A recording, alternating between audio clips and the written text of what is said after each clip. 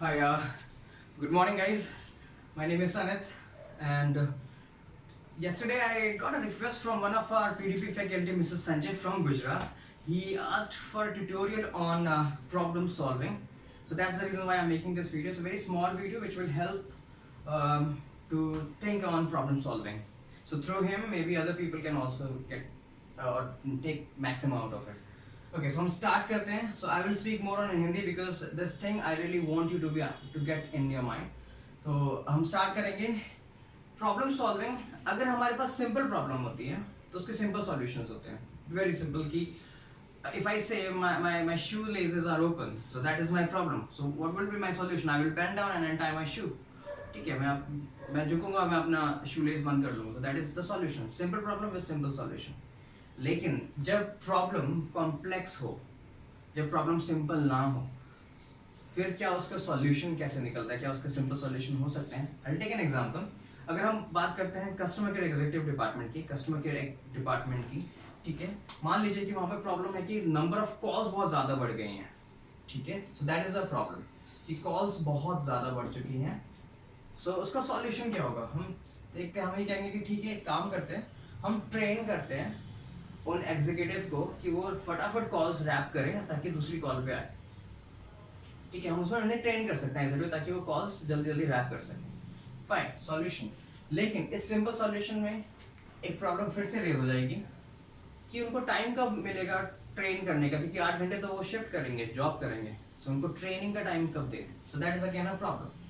अब उस प्रॉब्लम का अगेन सॉल्यूशन ये हो सकता है कि हम उन्हें स्ट्रेच कराएं, कि कहें कि हाँ ठीक है, आप 1-1 घंटा 3 दिन की ट्रेनिंग रखते हैं, 1-1 घंटे की, तो आप स्ट्रेच कर ले. तो 8 घंटे की जॉब है, आप 9 घंटे रुको ऑफिस में और 1-1 घंटे 3 दिन में आपकी ट्रेनिंग पूरी हो जाएगी. सो दैट इज अ सॉल्यूशन.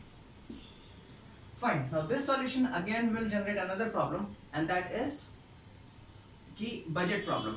आप ऑब्वियसली अगर आप ओवर टाइम करा रहे हो एम्प्लॉय से तो you have to pay to him. Training कराओगे, ट्रेनिंग का अलग खर्चा होता है, लॉजिस्टिक्स अलग. So there will be a budget issue.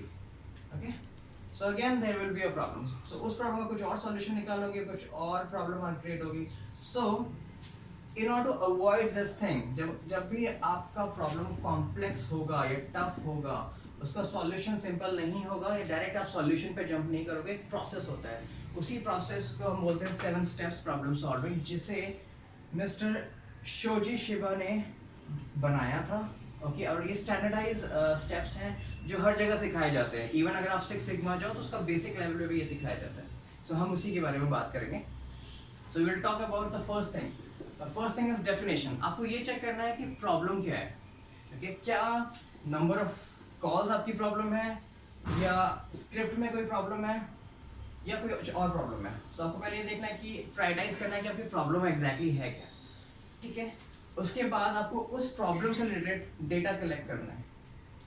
यानी कि डेटा कलेक्शन मींस ये आपको ये बताएगा कि what exactly the problem is and where is the problem. ठीक है, यानी कि आपको पता है कि नंबर ऑफ कॉल्स हमारी प्रॉब्लम है, तो हम पहले डेटा कलेक्ट करते हैं 3-4 महीने के कि कितनी कॉल्स गई हैं. और जब हमने डेटा कलेक्ट करा तो हमें रियलाइज हुआ कि in the month of March, मान लीजिए in the month of March सबसे ज़्यादा कॉल्स बढ़ी हैं. Okay, so we got the data जहाँ पे पता चल रहा है कि हाँ नंबर ऑफ कॉल्स हमारी बढ़ रही हैं. सो वो हमारी प्रॉब्लम है और हमारा डेटा भी उसे शो कर रहा है कि मंथ ऑफ मार्च में ही प्रॉब्लम आया था. तो where in this place the problem was. अब हमें उसे करना है कॉज एनालिसिस, यानी कि हमें चेक करना है कि ये प्रॉब्लम आ क्यों रही है. Why. Okay, this will ask you the question why. ये प्रॉब्लम हो क्यों रही है. सो मे बी क्या पता है उस मंथ में कोई नया प्रोडक्ट लॉन्च हुआ हो, वो कस्टमर को प्रोवाइड किया गया हो और उस वजह से कस्टमर की क्वेरीज बढ़ गई हो, कॉल्स ज़्यादा बढ़ गई हैं. वो हर चीज़ उस नए प्रोडक्ट के बारे में पूछने के लिए कॉल कर रहा हूँ और इसलिए वो कॉल उस महीने में बढ़ चुकी है. ऑलराइट, सो आपके पास इन सारे डेटा से मिला करके आपको सॉल्यूशन निकालना है. अब दिस स्टेप से is solution planning and implementation. कहने को सिर्फ 3 वर्ड का स्टेप है, लेकिन ये सबसे बड़ा टाइम लगता है यहाँ इस स्टेप पे, क्योंकि यहाँ पे आपको सॉल्यूशंस निकालने होते हैं. तो सॉल्यूशन आपको प्लान करना होता है, क्या क्या सॉल्यूशन हो सकते हैं. जरूरी नहीं कि एक ही सॉल्यूशन हो, आपके ज़्यादा सॉल्यूशन हो, और ज़्यादा सॉल्यूशन हो तो ज़्यादा बेटर है. तो आपके पास ऑप्शन होने चाहिए कि मैं ये भी सॉल्यूशन करूँ, ये भी 3-4 सॉल्यूशन आप अपने पास रखो. Okay, you have to discuss, इसका प्रोसेस होगा, आप बैठोगे, प्रॉब्लम डिस्कस करो, डेटा चेक करोगे और उसके कुछ सॉल्यूशंस निकालोगे, एक्सपर्टीज के साथ बैठोगे, आप ग्रुप में बैठोगे, so you can come up with some solution और फिर उसे आप इम्प्लीमेंट करोगे वन बाय वन। मान लीजिए एक पहला सॉल्यूशन आपने निकाला, आपने कहा कि यार एक काम करते हैं, एक चेकलिस्ट बनाते हैं नए प्रोडक्ट की, फाइन, और उसे डिस्ट्रीब्यूट कर देते हैं कस्टमर्स को, आप उनको ईमेल कर देते हैं या मेल पोस्ट कर देते हैं ताकि वो उनके पास पहुंच जाए और वो जो जनरल क्वेरीज है वो पढ़ के उनको समझ में आ जाए ताकि वो कॉल ना करें। Okay, so this could be one solution. Alright, so great, so आपके पास प्रॉब्लम थी, आपके पास सॉल्यूशन आ गया उसका, लेकिन कहानी यहीं तक खत्म नहीं होती है। उसके बाद आपको क्या करना है, आपको करना है इवैल्यूएशन ऑफ द इफेक्ट, यानी कि आप उस सॉल्यूशन को जब आप अप्लाई करोगे तो ये चेक करना है कि क्या सच में वो सॉल्यूशन इतनी कामयाब रही। यानी कि आप जब ये पोस्ट आप करोगे, फिर आप अगेन देखोगे, एक दो महीने आप चेक करो कि क्या नंबर ऑफ कॉल्स नीचे गई, अगर नहीं गई है तो आप दूसरा ऑप्शन चेक करो कि आपने जो सॉल्यूशन निकाला उसमें जो दूसरा ऑप्शन है फिर वो अप्लाई करके देखो, और अगर गई है तो वेरी गुड, ठीक है, आपका सॉल्यूशन काम आ रहा है, फाइन, सो ग्रेट, सो आपका सॉल्यूशन आप निकाला और आपका वो इफेक्टिव भी है। लेकिन कहानी यहाँ तक खत्म नहीं होती, फिर एक और चीज दैट इज स्टैंडर्डाइजेशन, यानी कि आपको ये चेक करना है कि यार आपने इतनी जो मेहनत करी है बैठ करके, आपने जो सॉल्यूशन निकाला, मे भी काफी घंटे लगे या काफी दिन लगे हों, ठीक है, तो उस सॉल्यूशन का जरूरी नहीं कि सिर्फ एक ही प्रॉब्लम का वो सॉल्यूशन जो है वो एक ही प्रॉब्लम का सॉल्यूशन हो, आप उसको स्टैंडर्डाइज भी कर सकते हो। आप कह सकते हो कि यार ये जो सॉल्यूशन है ये इन सब प्रॉब्लम्स में भी काम आ सकता है, ये जो चेकलिस्ट वाला सॉल्यूशन है मैं और जगह पे भी काम कर सकता हूँ। तो आपकी एक मेहनत से आप काफी सॉल्यूशन निकाल सकते हो, so that is what you have to standardise it.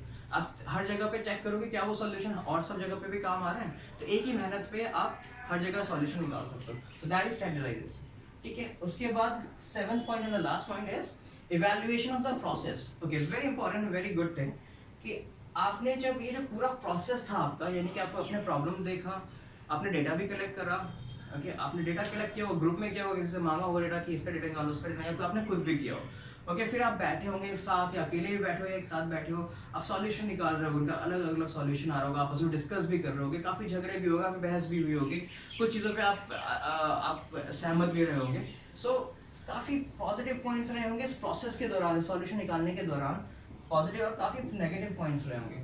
तो ये आपको जरूर जॉट डाउन करना होता है, उन प्रोसेस के टाइम पे ध्यान रखना होता है कि आपकी क्या क्या प्रॉब्लम्स आई थी इस सॉल्यूशन निकालने के वक्त, और क्या क्या अच्छी बातें थी, क्या क्या गलत बातें थी, ताकि नेक्स्ट टाइम अगर कोई और प्रॉब्लम आती है उसका अगेन आप यही प्रोसेस इस्तेमाल करते हो, तो जो भी नेगेटिव चीज़ें थी उस जगह पर वो आप अवॉइड कर सकते हो, और जो भी पॉजिटिव चीज़ें थी वो आप अप्लाई कर सकते हो उस जगह पे, फाइन। सो यानी कि इस सॉल्यूशन निकालने में मे भी आपको 3 दिन लगे हो, लेकिन अगर अगला सॉल्यूशन निकालना है आपको और आपने वो सारी नेगेटिव चीज़ें अवॉइड कर दी जो टाइम टेकिंग थी, तो मे बी आप अगला सॉल्यूशन शायद 2 दिन में निकाल लो या 1.5 या 1 दिन में निकाल लो, okay, so it will be effective, more effective. So these are the steps which you should follow to solve any problem. Generally, it's being used in an organization, or even if you have any personal problem, then also you can use it. Okay. All right. Hope this will help you. Thank you.